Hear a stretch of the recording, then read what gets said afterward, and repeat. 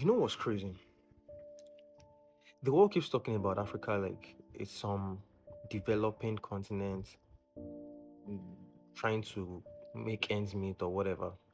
But there was actually a time when Africa was the center of the world, right?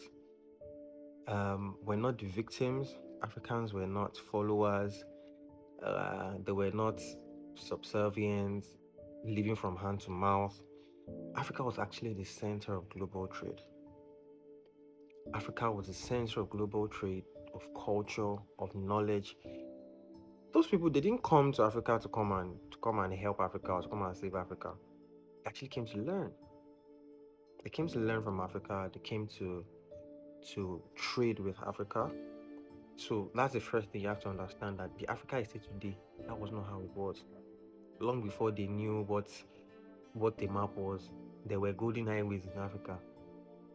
If you take Timbuktu in Mali, for example, now, Timbuktu was one of the first universities, right? It was a global university.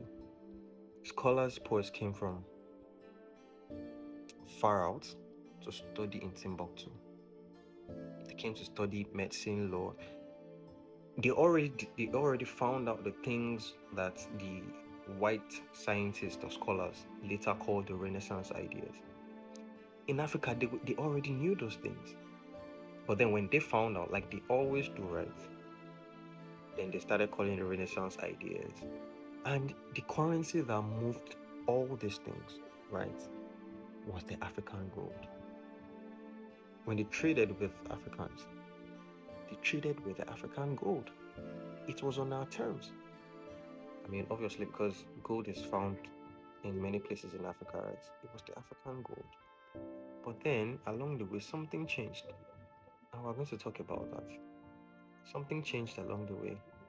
The same roads that brought respect later brought greed. The people who were trying to trade with Africans, because of too much trust, they gave away their resources. I mean, they just realized that, come on, if Africa could build wealth from its resources, we might as well take it for free and control it. So the thing that once connected the world, right, it became the same thing that exploitation entered. That is where Africa's mentality began to change. I mean, the way I see it, you can tell it's just from too much trust. Because if you think about it, Africa generally, we are a communal society, right? So we live in communities. Now we may segregate ourselves, but we segregate based on the community. It still happens today. So my community, your community, but we live together. And once the white man came and said, "Oh, let's do business together," because you're coming, okay, you are invited. But the difference is, even till today, they don't come with that mentality. They come with, "I want to conquer." So when they realized, oh, this is by welcoming us with open arms, and they have so many resources, and they trust us, and we are just looking for places to conquer, and we need these resources in our place. What do? Let's trick them. They trust us, and then we take control. That was basically, we will talk about these things. We'll talk about them. So that was where Africa's current mentality began. We were once the standard. And for anybody listening to this, that is what I want. You're not trying to catch up. You just need to. There's that sense of identity. This was once the standard. So you're not trying to catch up. You're trying to remember who you once were.